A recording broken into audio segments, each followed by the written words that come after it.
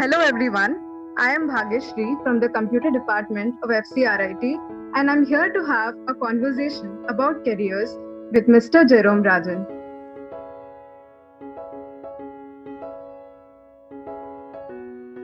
So starting with a brief introduction about our speaker for today, Mr. Jerome graduated in 2009 from the Information Technology branch of FCRIT.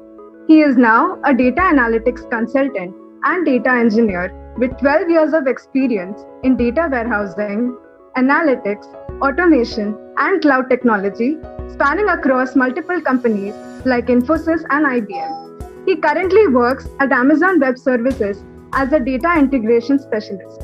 Sir prides himself on having been a part of the Agnes family for the longest time, starting from nursery, going through SSC and HSC to engineering. Even his first job was at Agnes Junior College as an assistant teacher. Welcome aboard, sir. What I observed was that you have most of your work focused on data. What got you interested in this field and how did you work towards attaining the required industry skills? Did I get interested in this field? The answer to that is I did not get interested in this field. There are two kinds of people, right? The type of people are the ones who do what they are interested in, and the other kind of people are the ones who get interested in what they're given to do. Fortunately or unfortunately, I belong to the second kind of people. When I finished my graduation and the companies were coming in and all of us were getting placed, I didn't have a clear vision on what I wanted to do in life. I had my information technology degree. It just so happened that I got placed at Infosys, which probably at that time was quite easy. Literally the first project that I was put into was a data analytics project. And that's where the journey began. I didn't really develop an interest in it and then go into it. Rather, I went into it, and this is how I landed into data analytics. And then I started working a lot in it. I did a fair bit of learning after that. I think the following 3-4 years, I learned more than what I learned in the 4 years of engineering, seriously. So after I joined, there were a lot of people who were very seasoned professionals in the technologies that I was beginning to work in 2010, 2011. I decided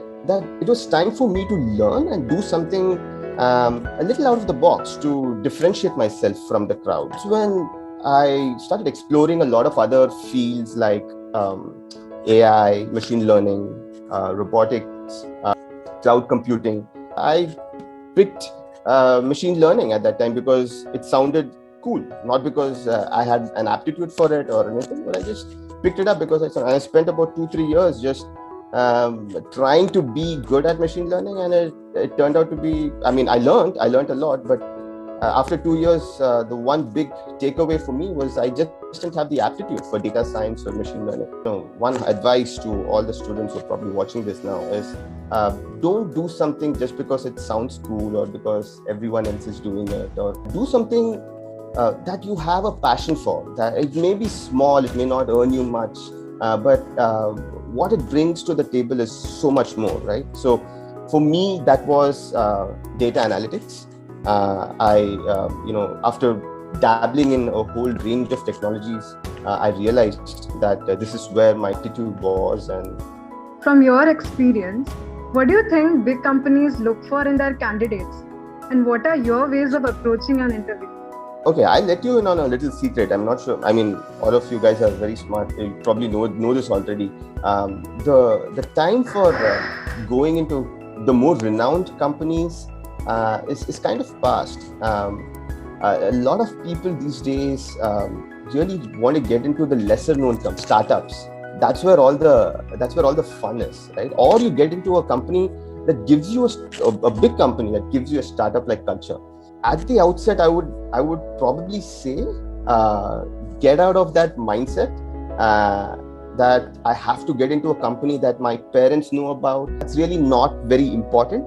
What's more important is that you look for opportunities where you can learn and develop yourself in a way that you would otherwise not be able to, right? If you get into a large-scale company, I'm not saying there's anything wrong or bad in it, inherently bad in it, but if you're going to go after getting placed in big companies, and that's what your target is.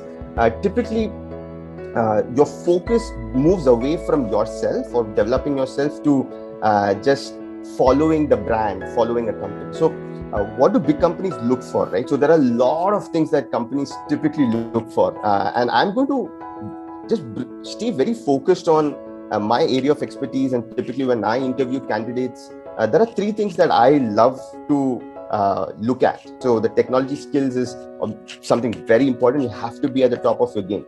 But more importantly, if I have two candidates who are equally good with technology and they have the same kind of coding skills and whatnot, a very critical tiebreaker is how is your ability to look at the bigger picture. You should be able to move out a little bit, look at things from a 50,000 foot level, and understand where your solution, what you're building, fits in the larger picture. And that's a very important characteristic in any candidate that or most big companies hire, right? So they want people who are able to look at that big picture. One additional thing that people generally want or look for in candidates is the ability to collaborate. Open source code, collaborative coding, that's what's happening right now. Right? As a single person, you're not going to build anything. You have to build as a team.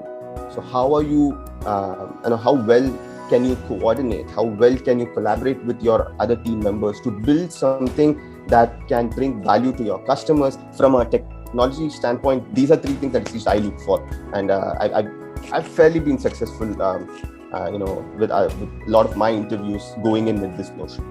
So what, according to you, is the future of data analytics and cloud, and what courses or certifications would you suggest to the students who want to pursue a similar path? What is the future of data analytics? How strong is it? It's very strong. What is important is once you set your mind on having a career in data analytics, and then you start understanding what kind of analytics do you want to do, because within data analytics you could setting up data pipelines, which is essentially called data engineering. Once you decide that this is what you want to do, then you sort of choose what substream within data analytics do you want to be an expert at, right? Do the most fundamental basic certifications that cloud ecosystems like Amazon, that is Amazon Web Services or Azure Cloud and all that is set for you, then it's going to be a cakewalk. I mean, learning technologies is pretty easy once your foundation is strong. I know that every one of your answers had some message or the other for the students, but is there something that you would want to explicitly tell to the students or to anyone who is watching the interview here today? Define for yourself what success means to you, and then work towards it. And I'm telling this to you because one big mistake that I did and a lot of us generally do is that we allow the definition of success to be dictated by what your friends tell or what your society tell. XYZ company means that you're successful. Your relatives may say that earning 3 lakhs per annum makes you successful. Someone else may say that working in the United States makes you successful.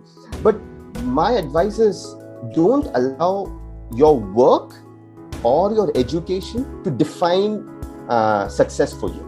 Right? Keep your definition of success independent of work, independent of money, independent of education. How many lives are you impacting? That's one yardstick of success. But whatever your yardstick of success is, if it is connected to your work or your career, make sure that you change it. That should not be your definition of success, because the moment you attach it or associate it with education or your money, today you'll say, if I earn 3 lakhs, I'm successful. The moment you start earning 3 lakhs, you'll say, maybe 4 lakhs is what makes me successful. Oh, maybe 10 lakhs. So that guy earned 1 crore, or this guy's working here, I should go there. It's never ending, right? So that's why attaching your definition of success to your career should be a no, strictly a no. Thank you, sir, for giving us this opportunity to interact with you today.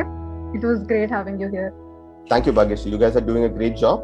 Keep it up. And all the best to all my fellow Agnalites.